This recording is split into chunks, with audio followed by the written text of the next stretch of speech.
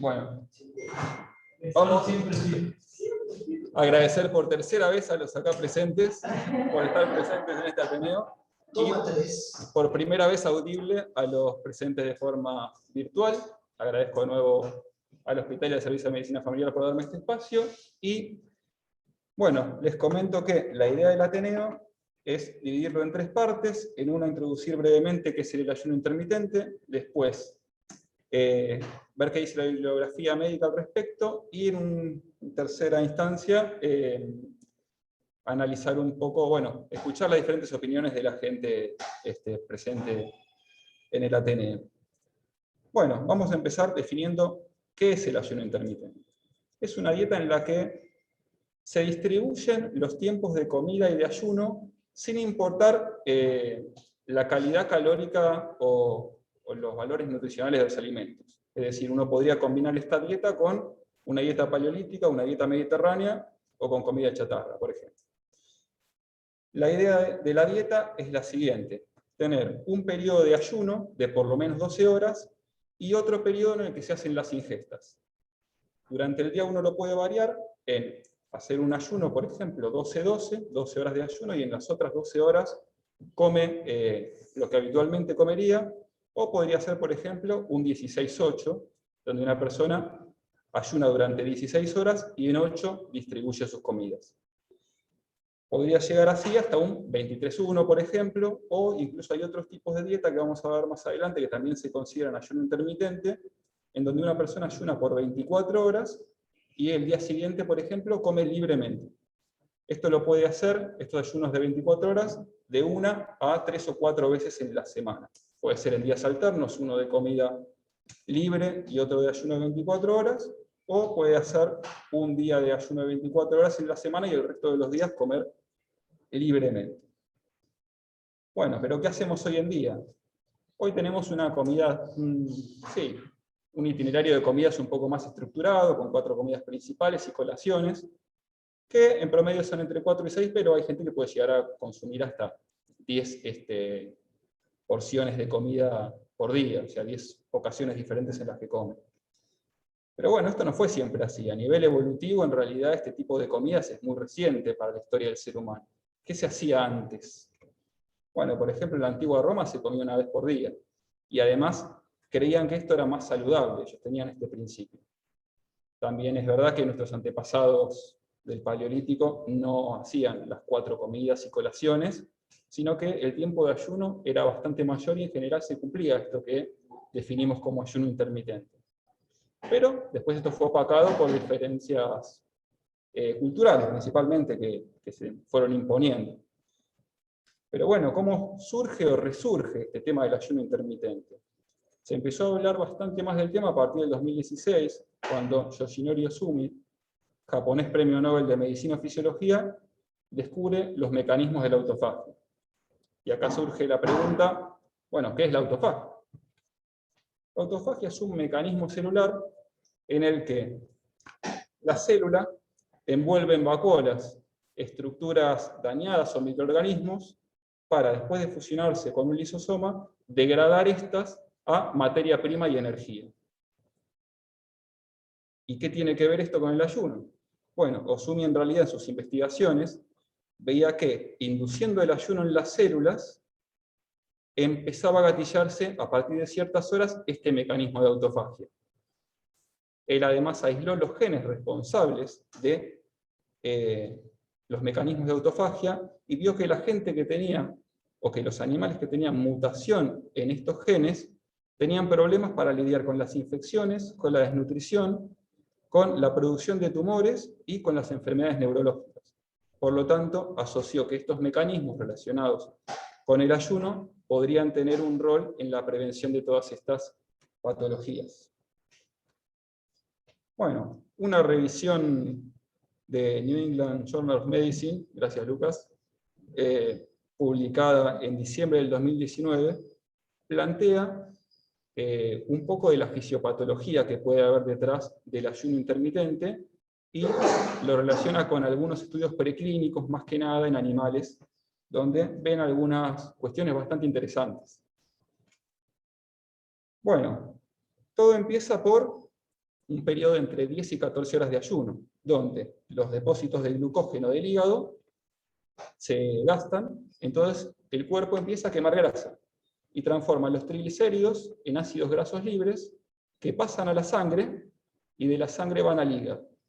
En el hígado gatillan una serie de señales intracelulares que terminan con la producción de factor de crecimiento fibroblástico 21, que tiene funciones tróficas importantes tanto en el músculo esquelético como en el cardíaco o en el cerebro.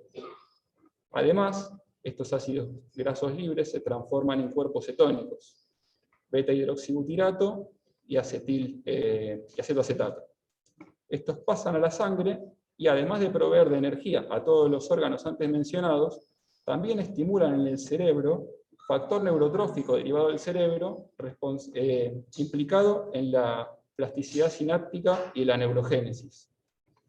Además aumentan la biogénesis mitocondrial y, obviamente, el mecanismo de autofagia que antes estuvimos hablando. También parece haber implicancias favorables en la microbiota intestinal luego de que empieza este proceso de ayuno. Bueno, dentro de las ventajas postuladas, en base a lo que estuvimos diciendo, mejoraría el balance hormonal, disminuyendo la producción de insulina, aumentando las hormonas contrarreguladoras como el glucagón, produciendo una pérdida de peso principalmente a expensas de tejido graso, y en especial de tejido graso abdominal. Favorece la reparación celular e inhibe el estrés oxidativo. Favorece el ritmo circadiano, principalmente si las ingestas son diurnas y el ayuno es nocturno, y favorece, bueno, ahora no puedo ver qué había puesto ahí abajo. Ahí está. Bueno, el restablecimiento de la flora bacteriana habitual en el intestino, que ya habíamos mencionado antes. Bueno, además, previene la formación de tumores y retrasa el inicio y la progresión de enfermedades neurológicas. La mayoría de las cuestiones postuladas en este artículo, muy interesantes, tienen que ver, como les dije antes, con una investigación principalmente preclínica, en animales, donde estuvieron analizando este tipo de cuestiones. Pero bueno, vamos a ver qué dice la evidencia clínica en humanos al respecto. Antes, les quiero comentar, para que estemos hablando el mismo idioma, que yo dije ayuno intermitente, pero cuando uno se pone a ver la bibliografía médica en inglés, todos los tipos de ayuno intermitente tienen diferentes nombres. Por ejemplo, Time Restricted Feeding es un ayuno de al menos 12 horas hasta 23, por ejemplo. De 12-12 a 23-1 sería este tipo de ayuno intermitente. O sea, en 24 horas uno hace las dos cosas, come y ayuna. Alternate Day Fasting es el otro ejemplo que les había dado. Ayuno de 24 horas y al otro día se come libremente. Esto se puede hacer de 1 a 4 veces en la semana. Y después hay otro que es el Modified Alternate Day Fasting, que es igual al anterior, solo que el día de ayuno no es totalmente de ayuno, sino que se ingiere menos de un 25% de las calorías diarias recomendadas para esa persona. En general se hacen en una comida, entonces por lo menos 12 horas de ayuno tiene, pero no son 24 horas de ayuno estrictos. Bueno, habiendo dicho esto, vamos a ver entonces qué dice. La Asociación Estadounidense del Corazón había publicado una declaración en la que analizaba este tipo de comportamientos humanos, o sea, los cambios que hubo últimamente en la frecuencia de las comidas y en las horas en las que se comía.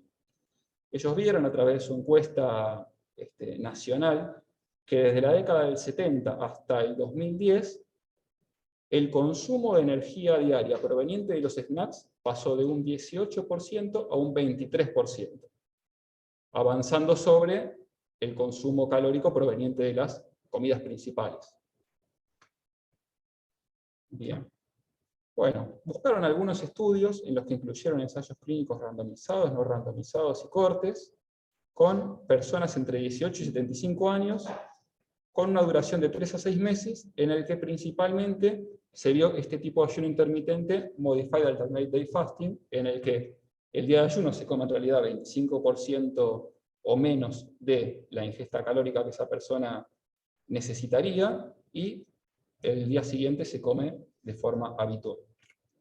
Bueno, excluyeron estudios en los que había individuos muy activos o atletas, diabéticos o tabaquistas.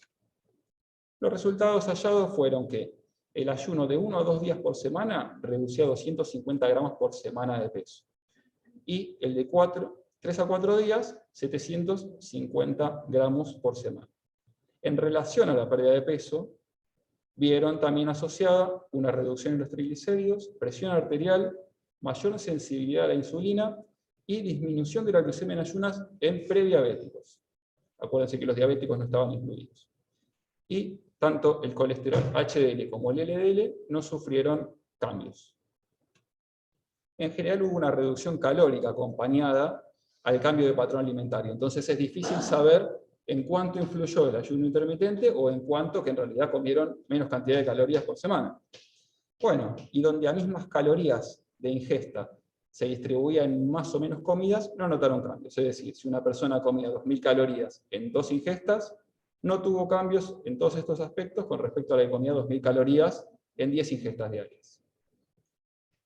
Así que hasta ahora no tenemos mucha información. Vamos a pasar a una revisión sistemática de Cochrane, publicada en enero de este año, en la que querían observar el ayuno intermitente, qué efectos tenía en la prevención cardiovascular. Bueno, acá lo que hicieron fue una revisión sistemática en la que buscaron solamente ensayos clínicos controlados y aleatorizados en población mayor de 18 años, en la que la intervención era cualquier tipo de ayuno intermitente y el control era restricción calórica continua o dieta habitual. Y los resultados primarios que buscaron fueron mortalidad global, cardiovascular o eventos cardiovasculares. Y dentro de los resultados secundarios que se postularon averiguar, tenemos otros tipos de parámetros cardiometabólicos como el perímetro de cintura, la presión arterial y el colesterol.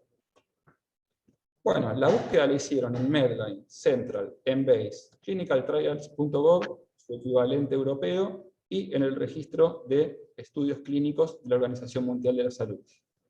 Además, en listas de referencia de los estudios encontrados, y también se comunicaron con los médicos investigadores para ver si había otros estudios que no hayan encontrado publicados o no publicados. La búsqueda se realizó hasta diciembre del 2019 y no hubo restricciones de lenguaje en ella. Bueno, terminaron con 18 estudios en los que juntaban 1.125 pacientes, provenientes de Australia, Estados Unidos, Reino Unido, Alemania, Noruega, Irán y Corea del Sur. De estos estudios, 7 eran versus...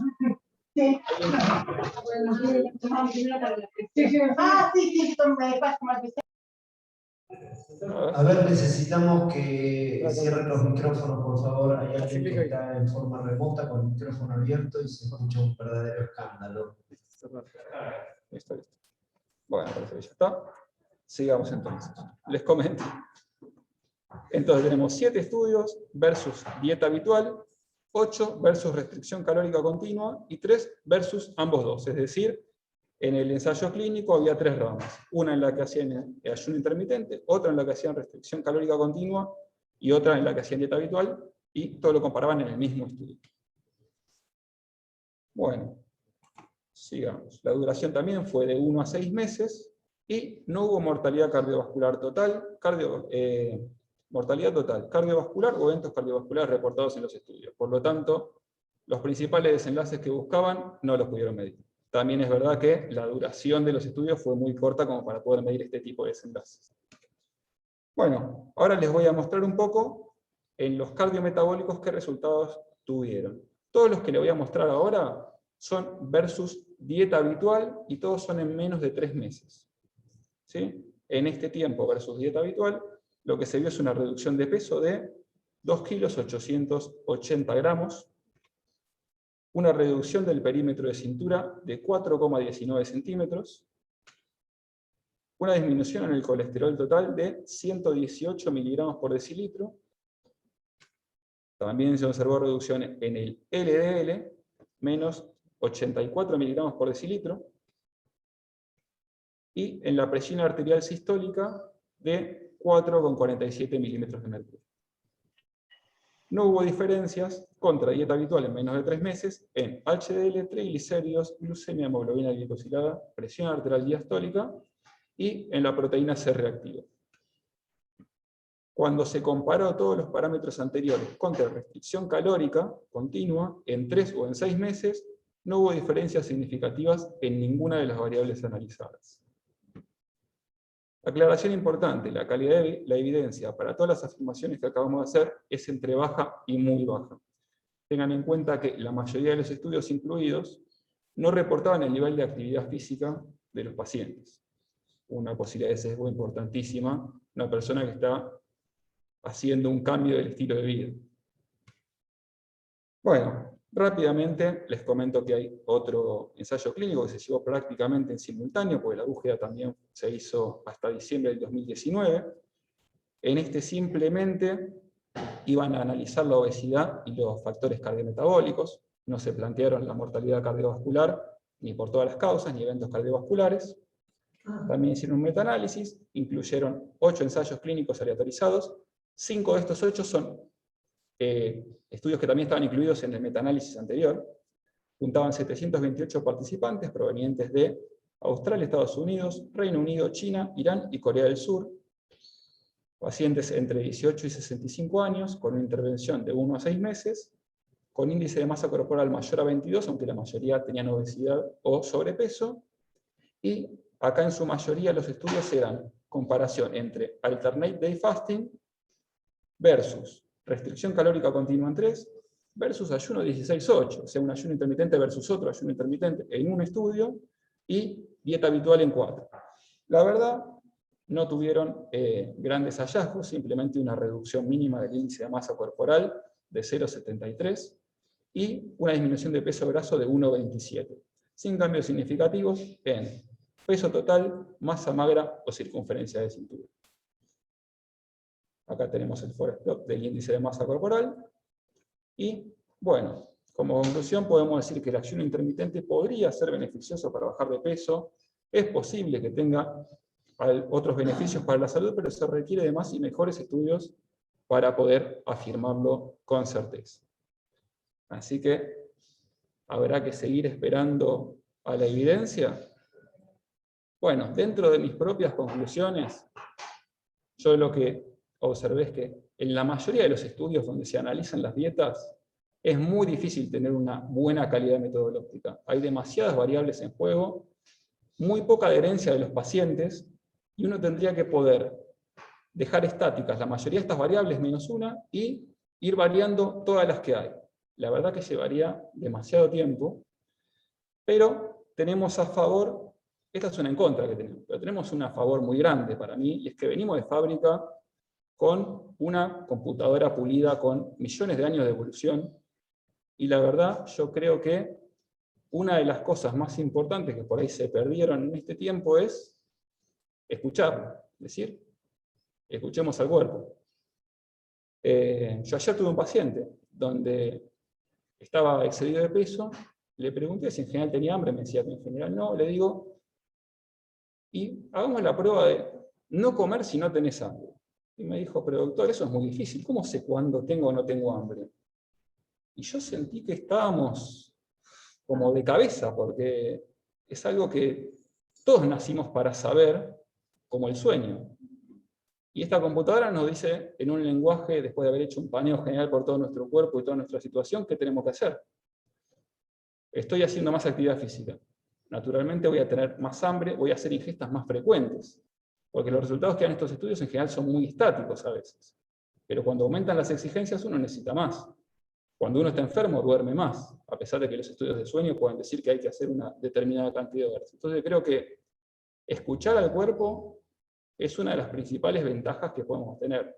Y acá, bueno, agradezco a mi mamá, que fue quien me enseñó este principio médico que hoy me parece de los más importantes que tengo, desde que era chico, y creo que eso es algo que podría ayudarnos a todos. Hoy en día es mucho más difícil de hacer, porque la cultura ya está muy desbalanceada con el cuerpo, pero creo que es algo que en realidad nacimos para poder hacer en la mayoría de los casos. Me gustaría dejar 2 preguntas para que piensen, no hace falta que las respondan, que es, si estoy o no en mi peso, y cuándo fue la última vez que tuvieron hambre. y si está o no en su peso, cada uno, si se siente bien. Y bueno, ¿cuándo fue la última vez que tuvieron hambre? Y ahora me gustaría justamente dejar espacio para opiniones, preguntas, reflexiones de cada uno, que piensan que van a hacer ahora con este tema. ¿Lo van a aplicar? ¿No lo van a aplicar?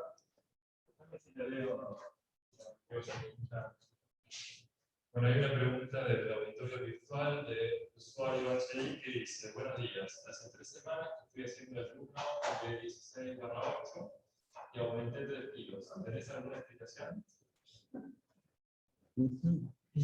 Hace 3 semanas. Sí. A mí me escuchan, es verdad. Bueno, eran 3 semanas de 16,8 y había aumentado 3 kilos. Bueno, la verdad es que es difícil saberlo, la evidencia no es concluyente al respecto, con justamente la conclusión que les decía antes. Yo escucharía el cuerpo, yo vería si por ahí en realidad no tendría que ser menor el consumo. Hay que tener en cuenta que hoy la mayoría de la gente es muy sedentaria y el requerimiento calórico que realmente necesitamos es mucho menor al que creemos. Mucha gente dice, uy, pero no estoy comiendo nada, pero el cuerpo no te está pidiendo ni eso. Entonces, si uno va a comer más de lo que pide, y seguramente va a estar aumentando de peso. También habría que ver qué tipo de actividad está haciendo, si el aumento de masa muscular o de otro tipo. Hay otra pregunta más. Dice: practico ayunos prolongados hace años. Dice: protocolo 24 horas, una vez a la semana. No hubo cambios de peso, sí en el perfil metabólico, sobre una base de dieta vegetariana.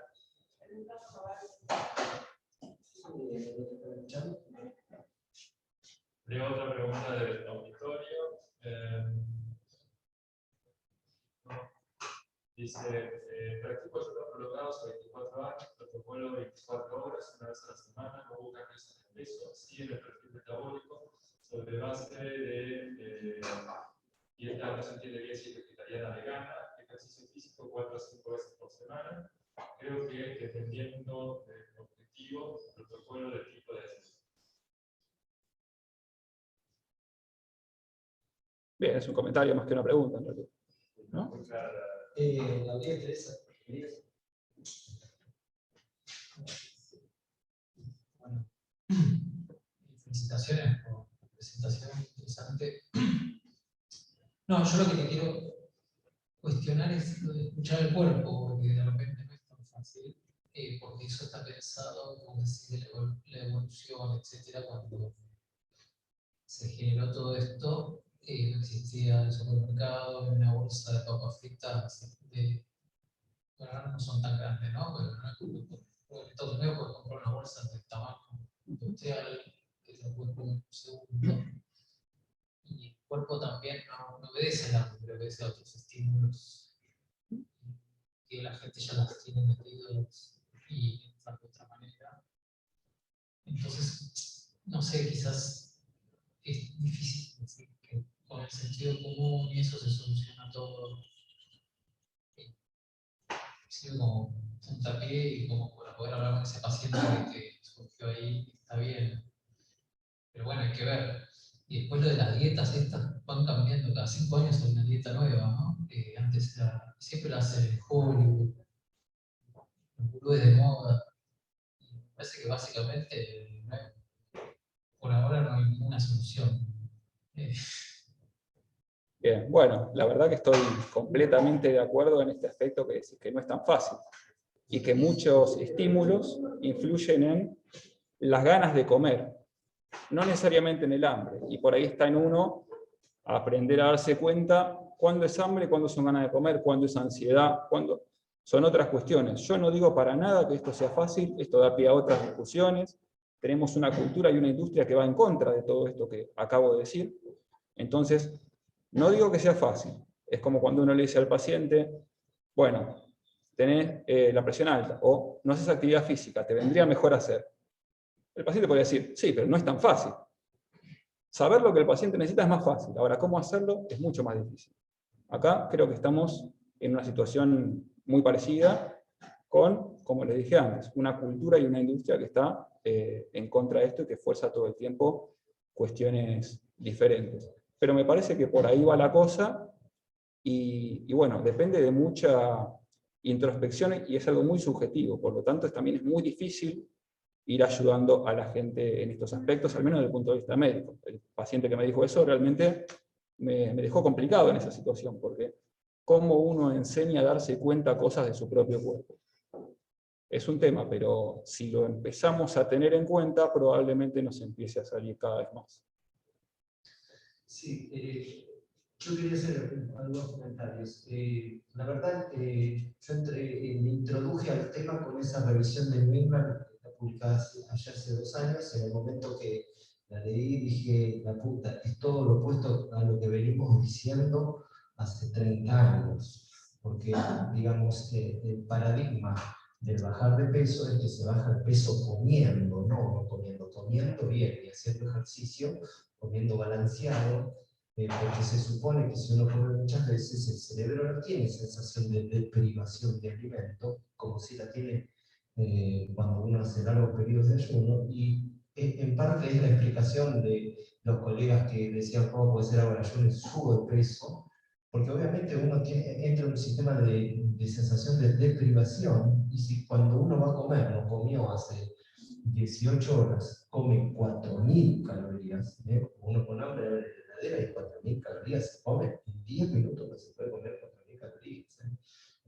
No hay forma de que eso tenga ningún tipo de eficacia, digamos, si se compara, es comparar 2.000 calorías contra dieta habitual de 2.000 calorías, digamos, en ayuno intermitente, contra dieta habitual, pero no sumarle ni bajarle las calorías, porque si no, no tiene ningún sentido la comparación. Y lo que es interesante es que en el animal de experimentación, la rata, que vive poco, y la pueden observar 5 meses, y 5 meses en una rata es muchísimo tiempo, porque es como si a nosotros nos observaran 15 años. Y a la rata la alimenta el investigador, o sea que la rata no decide nada, como la alimenta. Las ratas en ayuno intermitente viven más. Mejora la mortalidad en ratas. Ahora, nuestros ensayos clínicos tienen 6 meses de evolución. O sea, es casi imposible pensar que una intervención dietética cambie la mortalidad con 6 meses de observación de la intervención. Es un absurdo hasta el planteo, ¿no es cierto? Habría que observarlo, no sé, 15, 20 años, a ver si se sostiene en un mamífero que vive 80, a ver si tiene algún impacto, lo cual sería impracticable. En lo personal, yo creo que es muy difícil de sostener el tiempo. Conozco mucha gente que hace ayunos y los cuentan como una aventura, que la hizo un tiempo, después la dejó.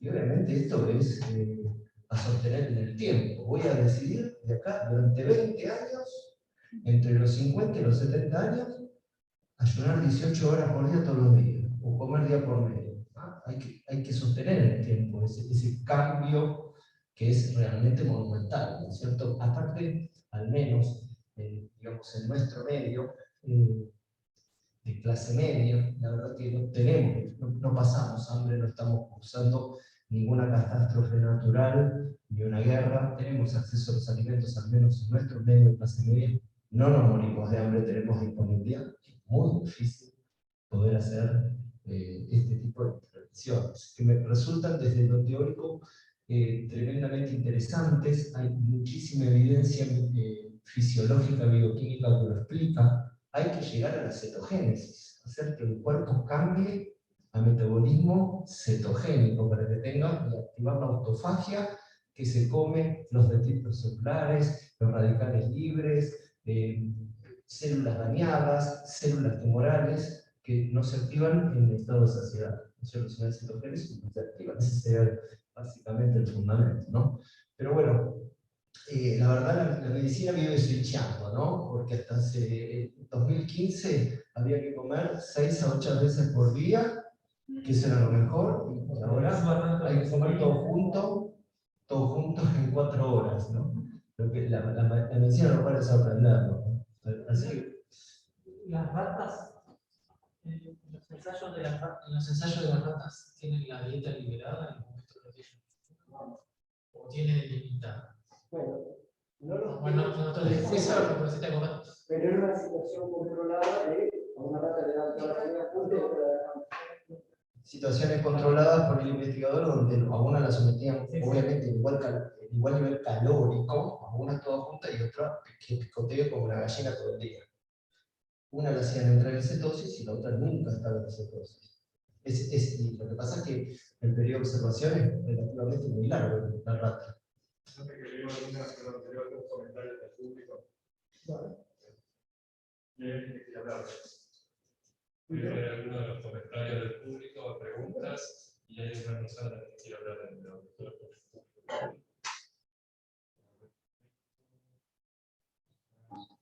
una pregunta dice, ¿qué dicen los gastroenterólogos sobre el ayuno y la ayuno y la secreción gástrica? Es una pregunta. Después hay otra pregunta que dice, practico hace 11 años, creo que además de plantear un buen ayuno, es importante hablar de calidad de la ventana de alimentación, alteración de la sensorialidad. Después otra pregunta, otro comentario, dice, hay un tema muy interesante, la ayuno previo a la terapia, está bueno este tema también para plantearlo como otro beneficio. Y hay una persona que quiere hacer un comentario, así que de lo que hablé anteriormente, que responder algo, me da una palabra a la persona que quiere hablar. Y con respecto a lo que planteó para los gastroenterólogos, no soy uno de ellos, así que no sabría, y dentro de lo que yo encontré, no se hablaba nada acerca del problema de la secreción gástrica. Mariel Dovenau quiere hacer algún comentario, puedes habilitar tu micrófono, Mariel, y preguntar o comentar. Hola, ¿qué tal?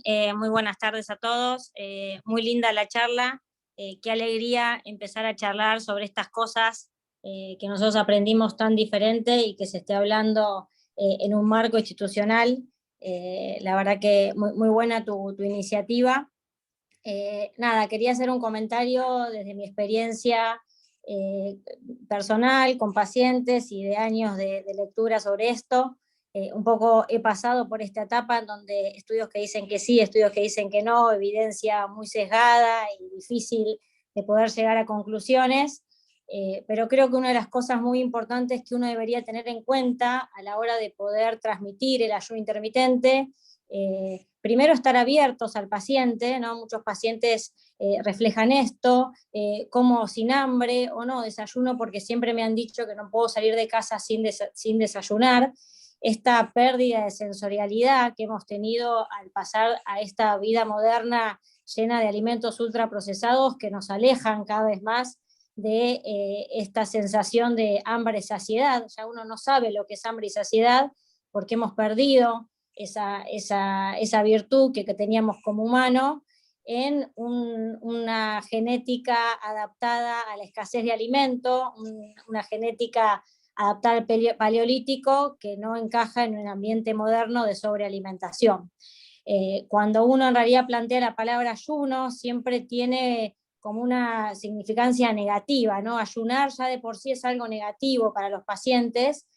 A veces hablar de ventanas alimentarias sin hablar de la palabra ayuno nos sirve para iniciar la conversación, y yo creo que la cantidad de horas que podemos hacer de ayuno depende mucho de lo que comamos en la ventana alimentaria, ¿sí? Si esa ventana alimentaria es a base de productos ultraprocesados o alimentos ricos en hidratos de carbono que producen impacto en nuestra glucemia, nuestra insulina, activando hormonas del hambre, y por supuesto que va a ser muy difícil mantenerlo.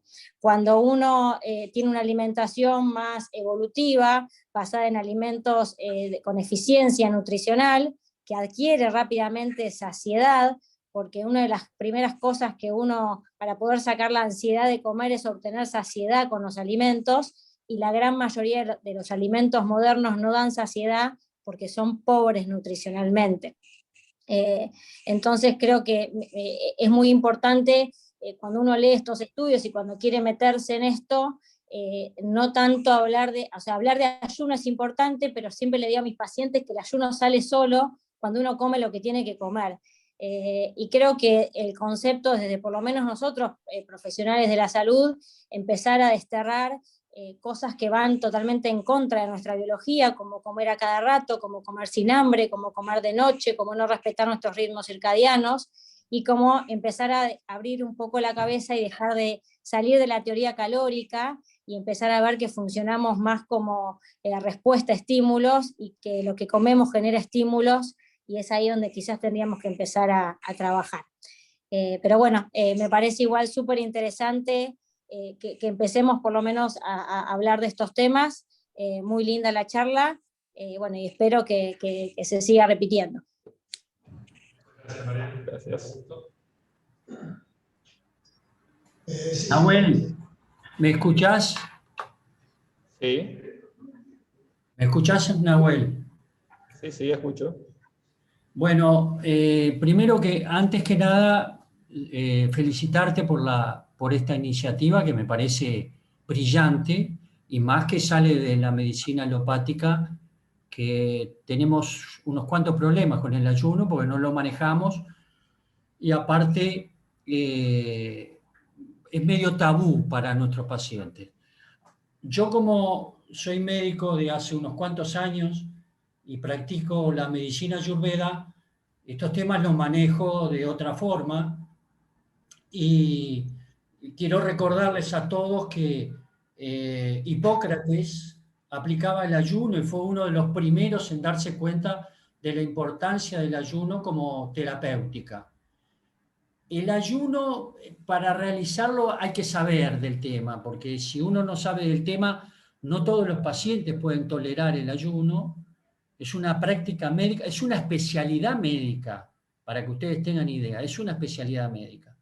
Ahora, hay que manejarlo muy bien. De base, tenemos que saber dos cosas. Primero, que el ser humano está estructurado hace miles y miles de años para poca energía, para comer poco. Ya está estructurado así en los genes. Eso es algo esencial en nuestra vida. Y segundo, que está hecho para el movimiento. Esas serían las dos premisas que tenemos que hacer todos. El movimiento y comer poco. Es decir, está estructurado para manejar muy poca energía. Eso va a lograr salud, va a lograr una senectud saludable, particularmente esas dos cosas. Ahora, quien maneja, lo ideal es comer 2 veces por día, lo ideal es comer 2 veces por día, hay que saber manejarlo y tiene una indicación precisa en cada paciente. Yo particularmente hago esa dieta, es una dieta yogi. Los yogis son maestros en este tipo de conductas terapéuticas y lo ideal era lo que hacían los romanos, comer 1 vez por día. Ahora, todo eso que les estoy contando hay que saber manejarlo. Esto requiere especializarse, manejar los alimentos. Esta chica que habló, Mariel, excelente, Mariel, la felicito. La felicito.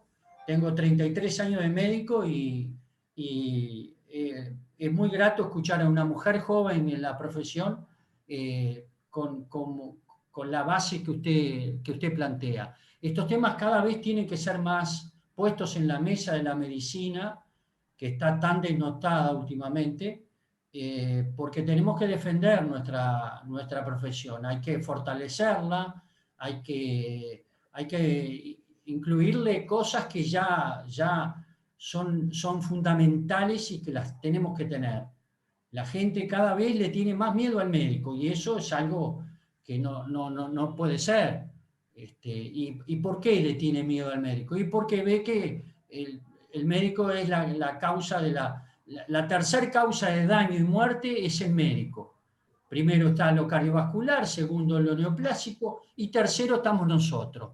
Una cosa que a mí me afecta bastante porque yo quiero mucho mi profesión, la adoro, todo lo que yo tengo y todo lo que yo soy se lo debo a esta profesión tan noble, como decía Favaloro, pero tenemos que mejorarla, tenemos que ir incorporando cosas que otras medicinas tienen y nos pueden ayudar muchísimo. Muchas gracias, Ricardo. Tiene la palabra el doctor René. Bueno, muchas gracias. Gracias, Nahuel, por la presentación.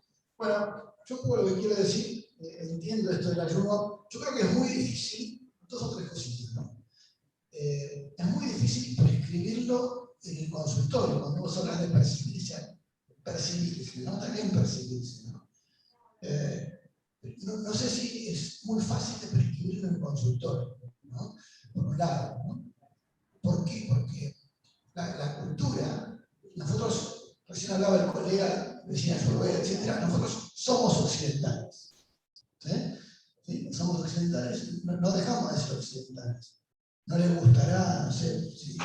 Pero la verdad es que somos occidentales. Y bueno, si no también fíjense China, porque es muy influido también por occidental, ¿no? Con lo cual, la prescripción uno a uno de esto, fuera de un contexto cultural o un cambio social, es difícil, porque todo está armado para que el consumo sea constante. Y por ejemplo, uno de las socialmente, el deseo está puesto en el consumo y el placer constante. Fíjense ustedes, por ejemplo, los all inclusive. Los all inclusive es voy y me como todo de distintas cosas todo el tiempo sin límite. Ese sería como el objetivo, ¿no? Entonces, bueno, ser contracultural no es fácil. Por otro lado, hay un estudio del BMJ que te acabo de mandar por WhatsApp, ¿sí? Que es muy interesante porque analiza, es un estudio observacional, analiza en Cuba, ustedes se recuerdan, hubo un periodo especial, hubo una gran crisis cuando se disolvió la URSS, ¿no? Bueno, entonces en este momento, la ingesta calórica, un estudio, cuando hablaba de las ratas, esto es un estudio, digamos, no son ratas, pero digamos, hay una cuestión social. La ingesta calórica en Cuba disminuyó casi un 40%, dejó de haber combustible, entonces importaron bicicletas. Entonces la gente anduvo en bicicleta y disminuyó significativamente el índice de masa corporal. O sea, hubo menos comida, concretamente, ¿sí? ¿Y qué pasó con la mortalidad? Disminuyó la mortalidad, ¿sí? ¿Y qué pasó cuando disminuyó la mortalidad asociada a lo cardiovascular y a la incidencia de diabetes? Casos nuevos de diabetes y comorbilidades en relación a la diabetes. ¿Y después qué pasó? Mejoró la situación, porque pudiendo dar una vuelta de tuerca al sistema, mejoró la situación. ¿Y qué pasó con la mortalidad cardiovascular? Supongo que aumentó. O sea, comieron mejor, pero la mortalidad cardiovascular aumentó. Esto no quiere decir que hay que volver a la dieta paleolítica, ¿no? Porque, digamos, nuestros antepasados, cazadores-recolectores, también tenían otros problemas, digamos, ¿no? La expectativa de vida era menor, ¿sí? Porque el tema, bueno, que era justamente salir todos los días a conseguir comida, porque si no, no comías. Y con el riesgo de que, no sé, que pisara un monte, ¿no? Bueno, eso. Entonces, digamos, yo parte de la reflexión es todas estas variables, que no sé si es únicamente la ayuda, ¿sí? Creo que hay muchas otras variables en relación a esto, interaccionando entre sí. Quisiera agregar, gracias por lo que comentaste, relacionado a lo que decís, que pasó en Cuba, que en este artículo de New England, además lo que postula de todos los cambios fisiológicos que suceden con el ayuno, que también son favorecidos por el ejercicio físico, algo que también últimamente no se hace mucho y que cada vez empieza a ser un poco más contracultural, porque así como decís que en el uno a uno es difícil transmitir esto de las sensaciones con respecto a la comida, me imagino que a la mayoría también se hace muy difícil poder prescribir y que sean efectivos en indicar actividad física a los pacientes, que hoy en día también está siendo cada vez más contracultural porque los transportes, los tiempos, el trabajo en escritorio está haciendo que esto sea mucho menor a lo que solía ser. Y también afecta en todo este problema cardiovascular, cardiometabólico.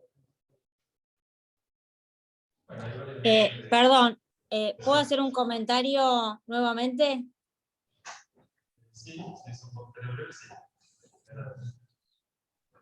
Perdón. No, con respecto a la actividad física, creo que otro concepto que también tenemos que empezar a abrir un poco más la cabeza es este concepto de hacer actividad física para perder peso, digamos, donde uno tiene que saber que en realidad puede hacer actividad física el que puede. Para poder hacer actividad física hay que estar bien energéticamente. Tener sobrepeso y obesidad implica un estado de inflamación crónica con una sensación cerebral de baja energía, o sea, tengo energía y no la puedo usar, y una alteración de la función mitocondrial, por lo que en general no es que no quieren hacer ejercicio, sino que no pueden hacer ejercicio porque energéticamente el cerebro no se los permite. Entonces, quizás uno debería empezar a cambiar el concepto y apuntar al músculo como órgano metabólico clave, fundamentalmente en la sensibilidad a la insulina, porque es quien maneja la sensibilidad a la insulina, nuestro músculo, y no ponerlo como una especie de cheque en blanco de gasto calorías para después comer, sino apuntado a un metabolismo saludable y apuntado a la sensibilidad a la insulina. Todos sabemos que no se puede engordar sin insulina, entonces probablemente sea ahí donde haya que trabajar, y el ejercicio físico debería ser una obligación de salud. No existe hombre sano, hombre sedentario saludable, y creo que, pero no la prescripción desde la pérdida de peso, sino la prescripción desde la importancia metabólica del músculo como órgano metabólico clave en oxidar sustratos metabólicos, que hoy sabemos que aunque uno coma de más, si tiene un buen músculo que lo oxida, ese exceso de energía no va a pasar a grasa, porque tengo un músculo que lo va a oxidar a pesar del exceso. Así que, pero bueno, son conceptos que creo que hay que empezar a cambiar y abrir la cabeza de lo que nos han enseñado, y saber también que el 80% de los estudios que muchas veces vemos son sponsoriados por la industria, en donde el snackeo siempre es favorable, y creo que sin ir al extremo de volverse paleolítico, porque bueno, ya estamos instalados en esta ciudad moderna, por lo menos empezar a volver a por lo menos comer comida para humanos, lo que yo le digo a mis pacientes, y alejarnos de los ultraprocesados podría ser un buen comienzo de reconectarnos con nuestra sensorialidad, hambre, saciedad, y quizás ahí nos va un poquito mejor. Muchas gracias, María. Bueno, hay muchos mensajes de felicitación, de agradecimiento por la participación. Bueno, Hay gracias. preguntas, así que si querés, podemos ir cerrando en la web. Bueno, Cerrar perfecto. como quieras. Listo. La verdad que, bueno, muchas gracias a todos por sus comentarios, por estar acá presentes, por escuchar el Ateneo. Yo la pasé muy bien, espero que a ustedes les haya pasado lo mismo.